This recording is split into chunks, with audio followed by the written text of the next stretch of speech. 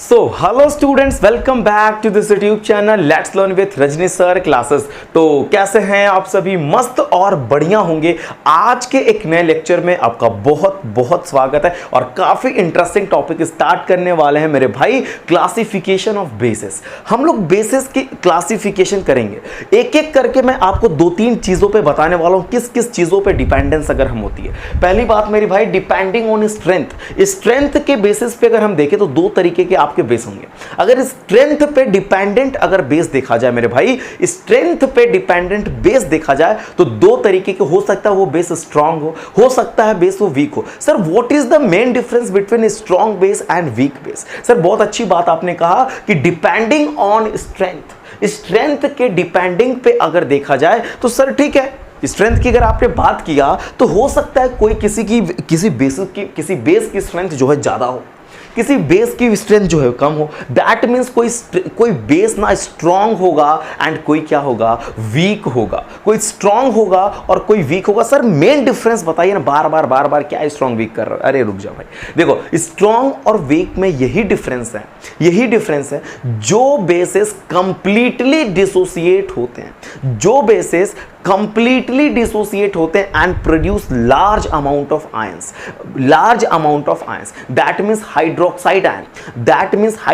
Ion, जो bases पूरी तरीके से डिसोसिएट हो जाते हैं एंड प्रोड्यूस करते हैं large amount of hydroxide ions. समझ रहे हो कि नहीं समझ रहे हो? जस्ट अपोजिट ठोको इस पे, वीक बेस पे जो एसिड इनकम्प्लीटली डिसोसिएट होते हैं and produce less amount of ions, that means hydroxide ion,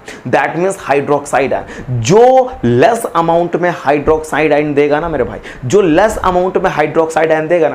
वही होता है वीक बेस। मैंने पूरी स्लाइड बता दिया, इसीलिए तो मैं स्लाइड बाय स्लाइड क्लास लगाता हूं। आपको एक स्लाइड में अगर स्लाइड हट भी जाऊं तो आप नोट कर लेंगे। अब ये चीजें मैं लिखूंगा फिर एक्सप्लेन करूंगा तो वीडियोस बड़ी हो जाती हैं और बहुत बड़ी हो जाएंगी, अच्छा नहीं लगेगा, ठीक है। बट फिर भी मैंने अगर इतनी मेहनत से लिखा है आप लोगों के लिए तो मैं चाहता हूं कि एक बार रीड कर दिया जाए, आपके सामने रीड कर दिया जाए। मानते हो कि नहीं इस बात को? चलो फर्स्ट मेरे भाई, फर्स्ट क्लासिफिकेशन अगर मैं बात करूं ना मेरे भाई, एक सेकंड रुक जाओ, माइक का वायर बार फंस जाता है, ठीक है। चलो फर्स्ट अगर मैं बात करूं मेरे भाई तो मैं डिपेंडिंग स्ट्रेंथ की बेसिस पे आपको मैं पढ़ाने वाला हूं strong base and second one is weak base. Yes sir, strong base मेरे भाई, दीज आर द बेसिस, ये ऐसे बेस मेरे भाई हैं विच डिसोसिएट कंप्लीटली डिसोसिएट होंगे, कंप्लीटली क्या होंगे, डिसोसिएट होंगे and produce large amount of ions, large amount में आयंस भी देंगे और पूरी तरीके से टूटेंगे भी। सर एग्जांपल कुछ बताएंगे तो मजा आएगा ना। Sodium hydroxide and potassium hydroxide, these are the strong base, ये ऐसे बेस हैं जो पूरी तरीके से टूट जाते हैं, large amount of hydroxide ion देते हैं। समझ रहे हो कि नहीं समझ रहे? वेरी गुड, सॉरी यार। Okay, these are the bases which dissociate incompletely. मैंने बता दिया अभी, जस्ट तो बताया, जो बेसिस इनकम्प्लीटली डिसोसिएट होते हैं मेरे भाई, जो बेसिस इनकम्प्लीटली डिसोसिएट होते हैं and less number of ions भी देते हैं, लेस नंबर ऑफ आयन देंगे, इसमें लार्ज नंबर ऑफ आयन देंगे, इसमें ना मेरे भाई लार्ज नंबर ऑफ आयन, यहां पे नंबर है मेरे भाई, लार्ज नंबर ऑफ आयंस। कौन से आयन? हाइड्रोक्साइड आयन देंगे और कुछ देंगे तो देने दो। चलो उसके बाद सर इसके एग्जाम्पल बताइए। अमोनियम हाइड्रोक्साइड, कैल्शियम हाइड्रोक्साइड, पानी में डालो, पूरी तरीके से ये डिसोसिएट नहीं होते हैं, है ना। पूरी तरीके से ये बेस ऐसे हैं जो डिसोसिएट नहीं होंगे and less number of ions भी देंगे। आप समझ गए? मैं चाहता हूं कि कुछ मुझे strong base and weak base के एग्जांपल चैट सेक्शन में मिले। ये आपको एक्टिविटी हर वीडियोस, हर स्लाइड में मैं चाहूंगा कुछ ना कुछ आपको काम मिले। अगर ये वीडियोस देख रहे हैं तो प्लीज, यहां तक अगर आप देख लिए हैं तो प्लीज आप कमेंट बॉक्स में फटाफट डाल दीजिए strong base and weak base. मैं आपके सामने सेकंड स्लाइड लगाता हूं, नोट करो इसे। ओके स्टूडेंट्स, आपके सामने मैंने स्लाइड नंबर 2 लगा दिया और बहुत इंटरेस्टिंग स्लाइड मेरे भाई होने वाली है। पता है क्या हो रहा है यहाँ पे? मैं वहां पे मेरे भाई स्ट्रेंथ की डिपेंडेंस पे बताया था, यहां पे मेरे भाई कंसंट्रेटेड की डिपेंडिंग ऑन कंसंट्रेशन की बेसिस पे बात करूंगा। यहां पे कंसंट्रेशन की बेसिस पे मैं बात करने वाला हूं, ठीक है। बेसिस को दो टाइप में डिवाइड कर दिया दिया गया मेरे भाई कंसंट्रेशन के डिपेंडिंग पे। अगर मैं बेसिस की डिपेंडिंग देखूं कंसंट्रेशन पे, तो उनको दो टाइप में बांट दिया गया मेरे भाई, concentrated base and dilute base. आपके पास दो तरीके के और बेस हो सकते हैं, या तो कोई बेस आपके पास कंसंट्रेटेड बेस होगा, या तो आपके पास डाइल्यूट बेस होगा। मैं आपको बेसिस की क्लासिफिकेशन पढ़ा रहा हूं कि मतलब बेसिस को कितने टाइप में क्लासिफाई किया गया। जनरली मेरे भाई बेसिस को ना अगर मैं स्ट्रेंथ के डिपेंडेंस पे देखूं तो दो टाइप में किया गया था, strong base and weak base. अगर मैं कंसंट्रेशन की बेसिस पे डिपेंडेंस देखूं तो दो टाइप में इसमें भी किया गया है, dilute base and concentrated base. आप लोगों को dilute acid and concentrated acid तो पता ही होगा, dilute acid and concentrated acid तो पता ही होगा, जस्ट अपोजिट यहां लगा देते हैं। देखो कंसंट्रेटेड बेस का मतलब क्या होता है, कंसंट्रेटेड बेस का मतलब क्या होता है कि जिसमें बेस की जो लार्जर अमाउंट हो, बेस ना लार्जर अमाउंट में हो, ग्रेटर अमाउंट में हो। एक्वस सॉल्यूशन में बेसिस की जो एक्वस सॉल्यूशन होती है ना, बेसिस को जब पानी में डिसॉल्व करते हैं ना, बेसिस का एक्वस सॉल्यूशन अगर हम देखें ना, तो बेसिस की क्वांटिटी उसमें ज्यादा होगी, ग्रेटर अमाउंट में बेसिस होगा, लार्जर अमाउंट में बेसिस होगा। अगर एक्वस सॉल्यूशन में लार्ज अमाउंट में बेसिस हैं तो वो बेस मेरे भाई कंसंट्रेटेड बेस होती है। सर लैंग्वेज अगर आप दिखा देते हो तो बहुत अच्छी बात होती। दीज आर द बेसिस मेरे भाई। कंसंट्रेटेड बेस ऐसे बेस होते हैं जिसमें large, that means greater amount of base in their aqueous solution. उसके एक्वस सॉल्यूशन में large amount, that means greater amount में बेसिस होंगे। अगर आपको समझ में आ रहा है तो प्लीज बताना, कुछ है नहीं, कुछ नहीं है। व्हाट इज कंसंट्रेटेड बेस मेरे भाई, कितना इजी है। ये ऐसे बेसेस होते हैं जिसमें लार्ज या ग्रेटर अमाउंट में बेस होंगे। लार्ज या ग्रेटर दोनों एक ही चीज यहां पे है, या तो आप बोलिए लार्ज अमाउंट ऑफ बेस या बोलिए greater amount of base in their aqueous solution. मेरे भाई एक्वस सॉल्यूशन समझते हो कि नहीं समझते हो? जिस सॉल्यूशन का सॉल्वेंट पानी होता है उसको एक्वस सॉल्यूशन बोलते हैं। जिस सॉल्यूशन का सॉल्वेंट पानी होता है उसको एक्वस सॉल्यूशन बोलते हैं। दैट मींस पानी के अंदर अगर लार्ज अमाउंट में बेसिस है मेरे भाई तो वो कंसंट्रेटेड बेस है। अगर पानी के अंदर लार्ज अमाउंट में, ग्रेटर अमाउंट में एसिड है तो वो कंसंट्रेटेड एसिड होते थे कि नहीं होते थे? होते थे ना। तो वही चीज तो यहां पे भी मेरे भाई, बस बेस लगा लो, बस बेस लगा लो यार, कोई दिक्कत की बात थोड़े है। Sir what is dilute base? Sir dilute base वाकई में क्या होते हैं? जस्ट अपोजिट ठोको ना, जस्ट अपोजिट। जस्ट देखो, ये ऐसे बेस होंगे जिसमें स्मॉलर अमाउंट ऑफ बेस होंगे मेरे भाई उनके एक्वस सॉल्यूशन में। मतलब वाटर में अगर मैं देखूं तो स्मॉलर अमाउंट में अगर बेस है ना, अगर स्मॉलर अमाउंट में बेस है ना, ज्यादा अमाउंट में पानी है ना, अगर बेस के एक्वस सॉल्यूशन में हम देखें तो मेरे भाई अगर वाटर ग्रेटर अमाउंट में हो और बेस कम अमाउंट में हो, लेसर अमाउंट में हो, स्मॉलर अमाउंट में हो, दैट मींस वो बेटा कौन सा बेस होगा? वीक बेस में जा रहा हूं, डाइल्यूट बेस। ठीक है, वीक बेस नहीं है, weak base, strong base, strength की बेसिस पे मैं बता रहा था। ठीक है, यहां पे डाइल्यूट बेस बोलना, क्योंकि उसमें ना वाटर जो है लार्ज अमाउंट में। समझ रहे हो कि नहीं समझ रहे हो? जिस बेस में लेसर अमाउंट या स्मॉलर अमाउंट ऑफ बेसेस हो, बेस कह रहा हूं, जिस मतलब एक्वस सॉल्यूशन बोलो, जिस बेस में नहीं, जिस बेस में क्या बोलना है भाई, है ना? मतलब ये एक ऐसे बेस होते हैं, फिर से समझ लो, लास्ट बार बता देता हूं, ये ऐसे बेस मेरे भाई ऐसे बेसिस होते हैं ये जिसमें ना स्मॉलर अमाउंट ऑफ बेस होगा। स्मॉलर अमाउंट ऑफ बेस होता है वो भी किसमें? उनके एक्वस सॉल्यूशन में। अगर एक्वस सॉल्यूशन देखा जाए, उस एक्वस सॉल्यूशन में बेस की क्वांटिटी कम होगी। इतने पानी में इतना सा एसिड होगा, डाइल्यूट है, इतने पानी में इतना सा एसिड हो, कंसंट्रेटेड है कि नहीं है? समझ, इतने एक्वस सॉल्यूशन आपके पास है। बेसिस का एक्वस सॉल्यूशन मान लीजिए इतना आपके पास, चलो मैं जनरली बताता हूं, बेसिस का एक्वस सॉल्यूशन आपके पास इतना है और उसमें इतना सारा एसिड ही रहा होगा, इतना था और इतना सारा एसिड ही रहा होगा, तो मेरे भाई कंसंट्रेटेड ही है ना बेस। ठीक है, इतना सारा आपके पास एक्वस सॉल्यूशन है बेसिस का, इतना सारा आपके पास एक्वस सॉल्यूशन है बेसिस का, उसमें इतना सा बेस है, इतना सारा सॉल्यूशन था, इतना सा बेस है। दैट मींस मेरे भाई क्या है? दैट मींस मेरे भाई ये ना डाइल्यूट बेस है, तो बेस का ही एक्वस सॉल्यूशन, लेकिन बेस जो है ना लेसर अमाउंट में होने की वजह से ये डाइल्यूट बेस होता है। इसको नोट करो, इस स्लाइड को। मैं आपके सामने एक और स्लाइड लगाता हो। ओके स्टूडेंट्स, आपके सामने मैंने स्लाइड नंबर 3 लगा दिया। बहुत इंटरेस्टिंग स्लाइड मेरे भाई है, ठीक है, और बहुत इंटरेस्ट आने वाला है। सर आप क्या पढ़ा रहे हैं, हम लोग भूल तो नहीं गए कहीं? देखो टॉपिक का नाम मेरे भाई था क्लासिफिकेशन ऑफ बेसेस। मैं बेस की क्लासिफिकेशन पढ़ा रहा हूं, यस और नॉट? यस सर, आप बेस की क्लासिफिकेशन पढ़ा रहे हैं। आपने सर स्ट्रेंथ पे डिपेंडिंग बेसिस के बारे में बताया, यस सर।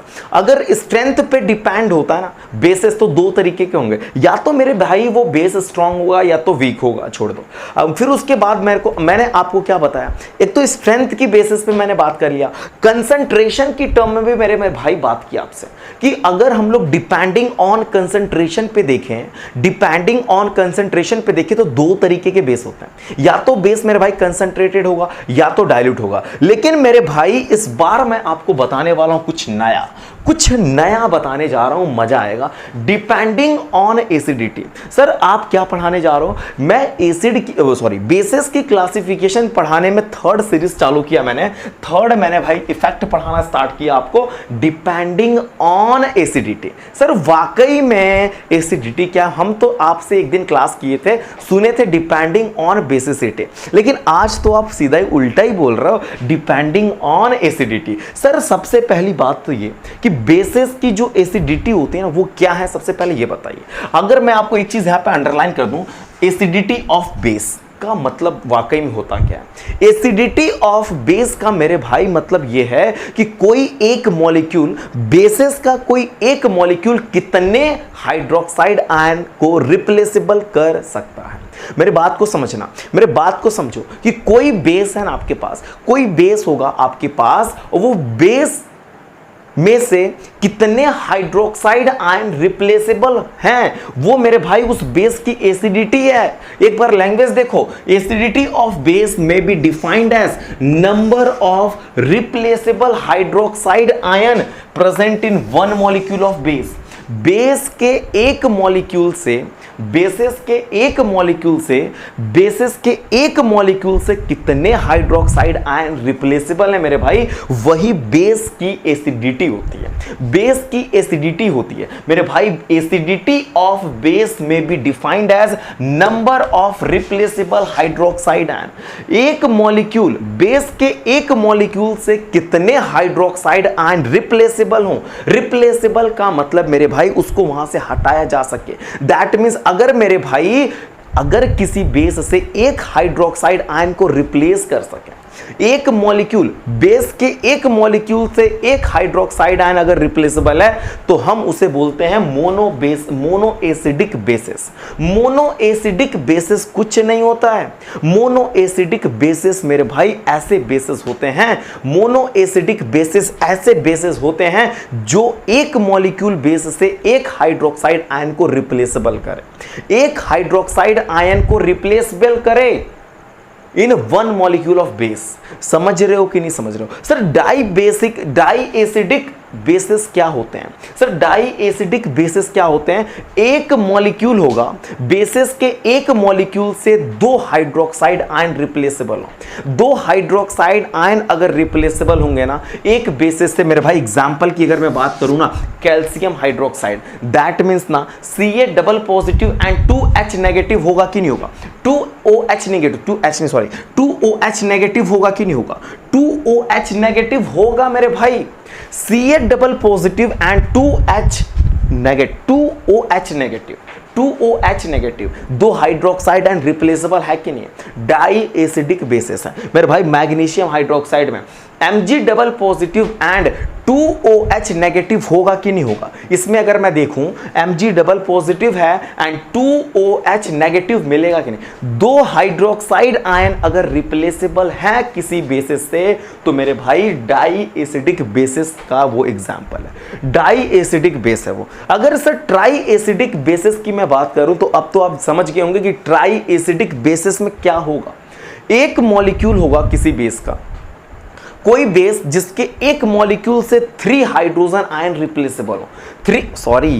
हाइड्रोजन आयन बोल रहा हूं मैं, हाइड्रोक्साइड आयन, ठीक है, हाइड्रोक्साइड आयन दिमाग चल रहा ना, एक्चुअली टाइम हो चुका है बहुत ज़्यादा, ठीक है, 1:52 हो गए, इसलिए दिमाग ये देखो देखो, वो भी दिन के नहीं भाई, रात के 1:52 हो रहे हैं, समझ रहे हो। 1:52 में आपको मैं एसिडिक पढ़ाऊंगा तो दिमाग तो जाएगा ही ना, हाइड्रोक्साइड आयन बोलने के वजह हाइड्रोजन ही, तो चीज़ों को समझो। 1:52 पर मैं आपकी क्लासेस ले रहा हूँ, रात के 1:52 है, आपको मैंने वॉच टाइम दिखा दिया मैंने, ठीक है। अभी मुझे खाना खाना है, मेरी खाना यहीं पे रखी है, मम्मी जी मेरी खाना यहीं पे रखी है, ये देख लो मेरे रोटी पड़े हैं, अभी तो खाना मेरा बचा, ये देखो भाई अभी पूरा पड़ा है। अभी जस्ट आपको पूरा फुल एनर्जेटिक के साथ पढ़ा लूँगा ना, फिर खाऊँगा, अभी खा लेने पर वो इंटरेस्ट नहीं आया, ठीक है। अभी जस्ट अभी खाता हूँ पूरा खाना, मतलब अंदर पेट में गुड़गुड़ाहट भी हो रही है कहीं ना कहीं मुझे, तो फटाफट ये लास्ट लेक्चर इसको कंप्लीट करके मैं पहले तो खाना खाऊंगा, उसके बाद कुछ बात करेंगे, ठीक है। तो ये मेरे टाइमिंग है भाई, आप लोगों का सपोर्ट चाहिए भाई मुझे, ठीक है। प्लीज़ मुझे सपोर्ट करिए कि मैंने आपके लिए 1:52 पे कौन जाग, सब सो रहे हो, मैं बैठ के एसिडिक बेसिक चिल्ला रहा हूँ भाई। देखो कुछ पाने के लिए कुछ खोना पड़ता है, तो मैंने अपनी नींद ही लग रहा खो दिया है कुछ ऐसा, ठीक है। और मेरे पास अभी बहुत ज़्यादा कुछ नहीं है, मेरे पास बहुत सिंपल सी चीज़ें हैं, मेरे पास सिर्फ 1K सब्सक्राइबर हैं और लगभग 1000 घंटे आज तक मेरे वीडियोस चले 1 साल में, कोई दिक्कत नहीं मुझे, मैं ऐसा वर्क कर रहा हूँ, लग रहा है कि मेरे पास कई मिलियन सब्सक्राइबर हैं, कई सारी चीज़ें, ऐसा मैं वर्कआउट कर रहा हूँ, ऐसा फील होना चाहिए, अंदर से फील आनी चाहिए। आपको विश्वास नहीं होगा कि मैं कैसे पढ़ा रहा हूँ। नीचे मैंने ना पैंट पहना है, शूज़ पहना है, सॉक्स शूज़ भी पहना है, पूरा बेल्ट मैंने लगाया, मतलब मुझे फील आ रही है कि मैं उस क्लास में पढ़ा रहा हूँ, है ना, ऐसे ऐसे मैंने पढ़ा है। नीचे पूरा शूज़ है मेरे भाई, अभी क्या दिखाऊँ, कैमरा निकाल के दिखाना पड़ेगा। शूज़ सॉक्स मैंने, फिर पैंट बेल्ट सब कुछ मैं पहन के, मतलब लग रहा है कि हाँ क्लास में फील आ रही है, ऐसे फील आ रहा है पढ़ाने में। दिख तो रहा है सिर्फ टी शर्ट मुझे, आपको तो टी शर्ट ही दिख रहा है कि मैंने भारी वाला रेड चीफ का शूज़ पहना है ना रेड चीफ का नहीं भाई, 300 के शूज़ पहना हूँ, ठीक है। तो ये चीज़ें समझो बात को, तो चलो बात खत्म करो, आ जाओ। ट्राई एसिडिक, बहुत बातें कर लिया, वो कहीं ना कहीं कहाँ से याद आ गई ये सब बात मुझे, अच्छा हाइड्रोजन आयन की बात, हाइड्रोजन आयन मुझे इतनी सारी चीज़ें याद दिला दी यार, कोई दिक्कत नहीं, अच्छी हुई जो हुई।